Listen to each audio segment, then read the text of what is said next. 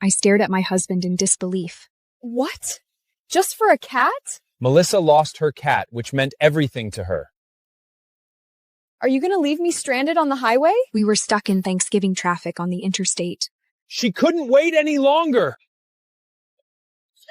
I'll send someone to pick you up 30 minutes, tops. You can't even wait 30 minutes, can you? And I was 8 months pregnant. I watched his car drive away. My heart sank. I pulled my coat tighter, one hand pressed protectively over my belly. A dull ache began to spread through my abdomen. Cold sweat soaked my skin despite the freezing air. A car pulled over beside me. The window rolled down. The female driver looked at me with concern. What's wrong? My hands trembled, fingers curling into fists. I forced the words out. I think the baby's coming. She swore under her breath and rushed out to help me into her car.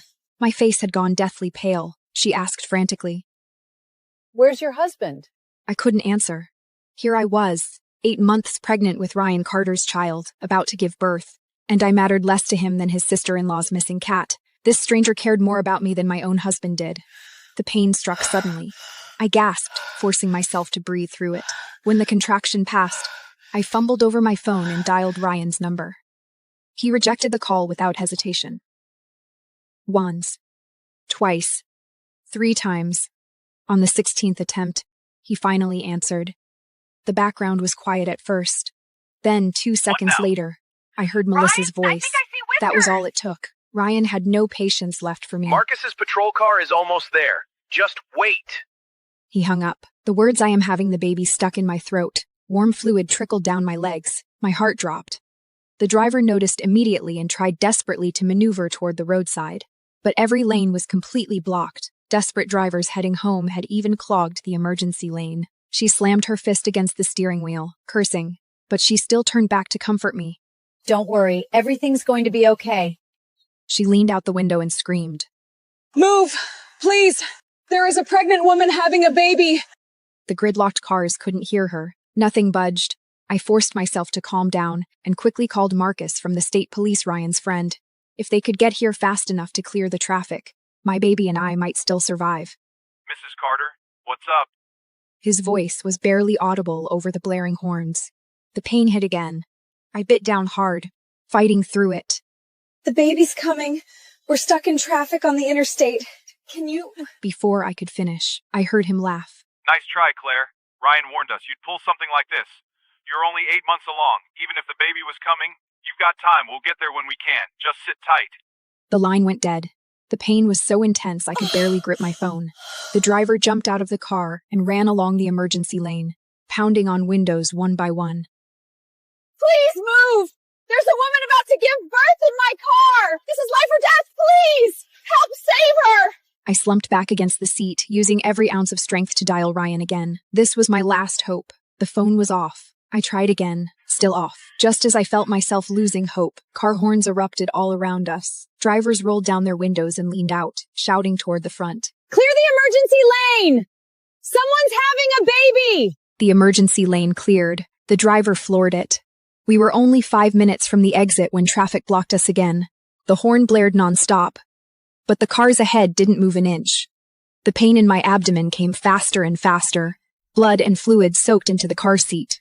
Cold sweat soaked through my clothes. I couldn't tell when I was conscious and when the pain knocked me out. When I came to again, the driver was outside arguing with someone.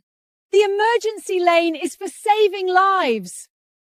You're blocking it like this. Someone's going to die. A man spat on the ground, his face full of contempt. We're not the only ones stuck here. You want to yell at someone? Go yell at the cars up front. Don't push me, lady, or you'll regret it. When the man raised his fist at her, I forced myself through the pain and pushed the car door open, pulling her behind me. The baby's really coming. Please, just let us through. The effort drained everything I had left. I stumbled and collapsed to my knees on the pavement. We'd barely driven 2 minutes when a state police car blocked our path. Marcus Webb stepped out, frowning. Are you the ones disrupting traffic and causing multiple vehicle collisions on the highway? The driver tried to explain. Marcus cut her off. You're just an old lady who can't drive straight. The driver's face flushed red with anger. Before she could argue back, I screamed. She rushed to the car and wiped the cold sweat from my forehead. Hang on just a little longer. 5 minutes, he'll be at the hospital. Marcus walked over, When he saw it was me, suspicion flickered in his eyes. Mrs. Carter? What are you doing here? I bit down hard on my finger, forcing myself to stay conscious. The baby's coming. You need to. His phone rang mid-sentence. Ryan, what's up? Yeah, we found her, but she says the baby's coming. Ryan's laugh came through the phone, loud enough for me to hear. That is impossible. She's not due for another month. She's just jealous of Melissa. She'd lie about anything. Don't waste time on her. I left her on the highway on purpose today. Teach her a lesson about acting out. My head spun. The pain felt like it was tearing me apart. I screamed once, and then everything went black. I stumbled and collapsed to my knees on the pavement. Blood stained the snow beneath me. The man panicked and scrambled back into his car, slamming the door. This isn't my fault! Don't try to pin this on me! Maybe the scene was too horrific. Several people jumped out of their cars and ran toward the vehicles ahead. They knocked on windows one by one, desperately trying to explain. There's a pregnant woman who can't hold on much longer! We all have wives and families. Please, save her! The pain hit again, just as my vision started to blur. The cars ahead shifted in perfect coordination, clearing the emergency lane. Some drivers even scraped their cars against the barriers, pressing tight against the adjacent vehicles, just to make the lane wider. The driver and others nearby lifted me back into the car. It's okay. Don't be scared. We'll be at the hospital soon. The car started moving again. Tears streamed down my face. Thank you. Thank you all. The driver smiled. We're saving you, but we're also saving ourselves. Any one of us could need this help someday. When I woke up, I was in the hospital. I heard the nurses talking nearby. They said I'd been in the ER for an entire day. I lay in bed, exhausted. My belly was still slightly swollen, but the sharp pain told me everything. The baby was gone. Before I could process the grief, Ryan walked in.